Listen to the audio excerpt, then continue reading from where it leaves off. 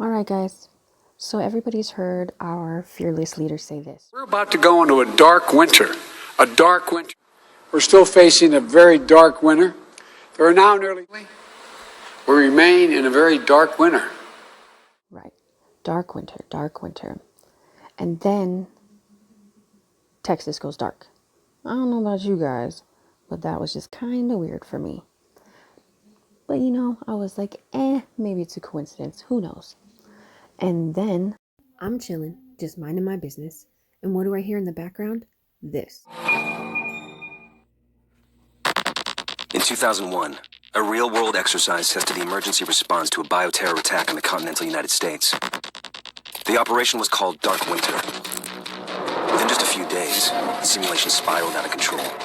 The operation predicted a rapid breakdown in essential institutions, civil disorder, and massive civilian casualties. Dark Winter has revealed how vulnerable we've become. Our lifestyle, our security, our safety depends on a delicate and unstable economy.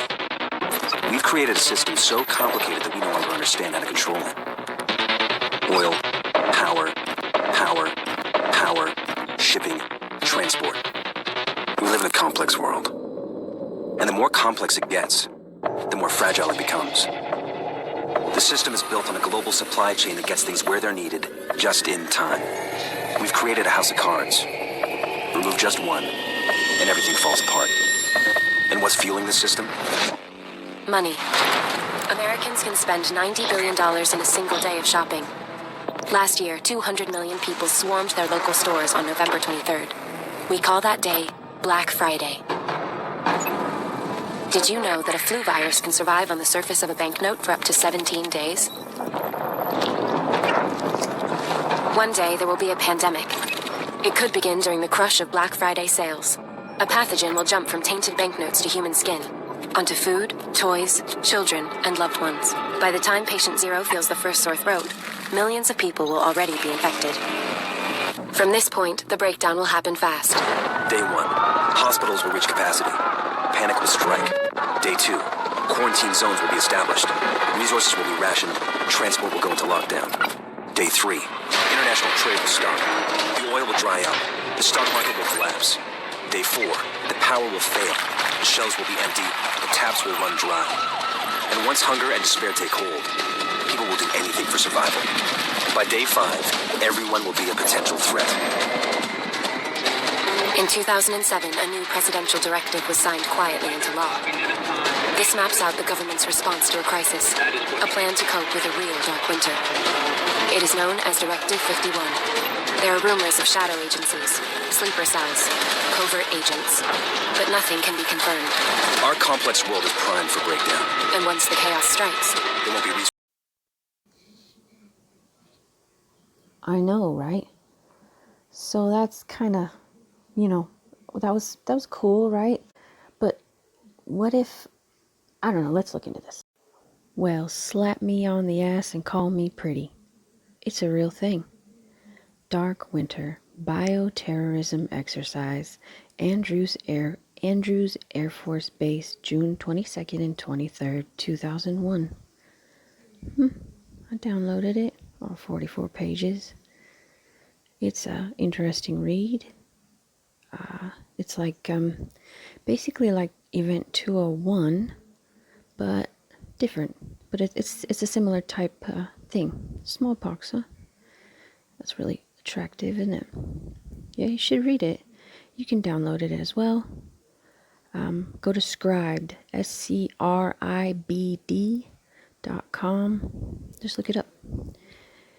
Yeah, it's interesting. 44 pages of whoa. That's what that is. So maybe this is the dark winter that our fearless leader is talking about, huh? Maybe, maybe not. Okay, so what? So the dark winter is a military exercise thing. I mean, it's just a phrase, right? I mean, anything. It doesn't mean anything. I mean, especially not when you read that manuscript and make some stunning, similar conclusions. Anyways, but what about that Directive 51 thing? That's not really a real thing, is it?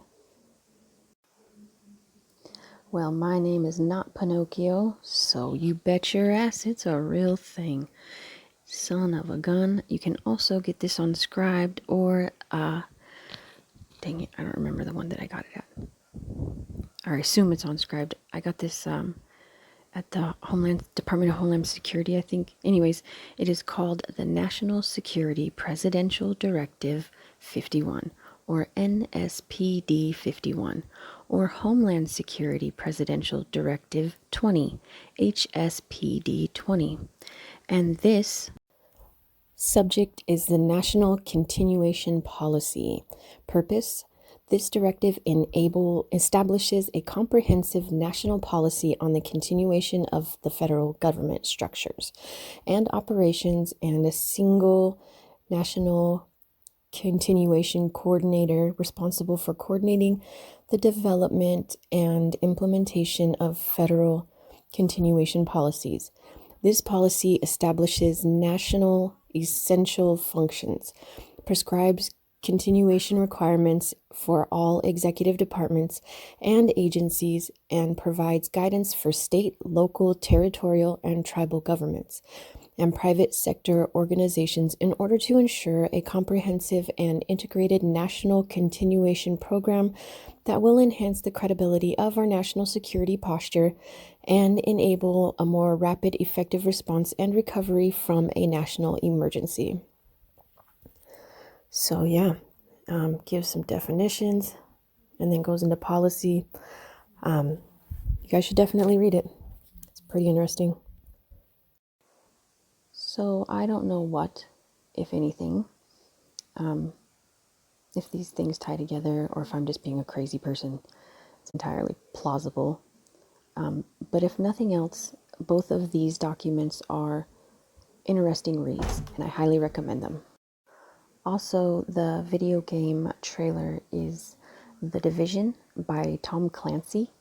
And there's like 4 parts now, and I've watched each of them, and it's something, man. I feel like maybe people are trying to model after this. I don't know.